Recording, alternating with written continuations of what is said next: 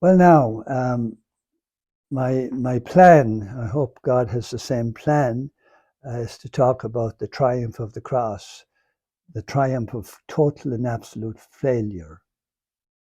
Um, who could have imagined that God could come among us in the form of a baby, in the form of a grown-up man, and we kill him?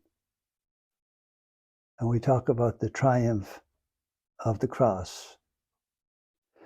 Um, Jesus was approximately 33 years old when he suffocated to death on the cross.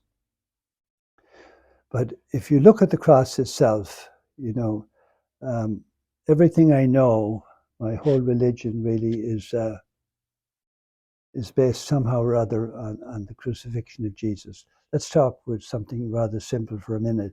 You notice here on this particular image here, there's Jesus' side has been opened up with a spear.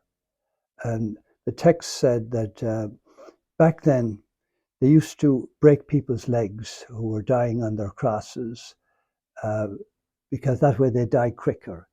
A crucified man, in order to breathe, has to pull up on the nails and he has to push up with his feet. But if his legs are broken, the body collapses in on top of itself and he suffocates to death quicker. Well, when they came to Jesus, they found that he was already dead. So they didn't break his legs. And one of the ancient prophecies in the Old Testament said, not a bone of his will be broken. Even there, the scriptures have been fulfilled.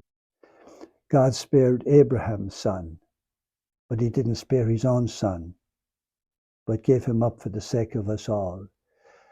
Um, this whole thing took about 18 hours. And what I mean by that was on Holy Thursday night, Jesus was together with the apostles in the upper room.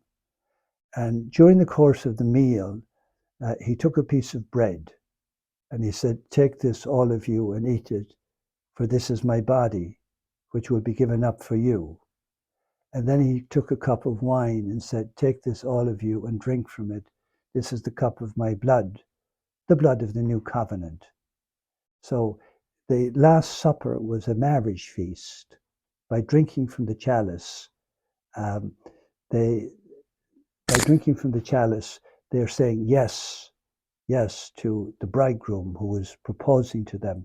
So that's the marriage that took place on the cross. But what about the consummation of the marriage? Like, for instance, it's 16 hours later that, you know, with his dying breath, Father, into your hands I commend my spirit. So the first Mass was actually 16 to 18 hours long. The vows, you know, I take you to be my spouse, the consummation of the marriage, Jesus goes back to his Father in heaven, and we are all to follow. I sometimes think of God as my father-in-law.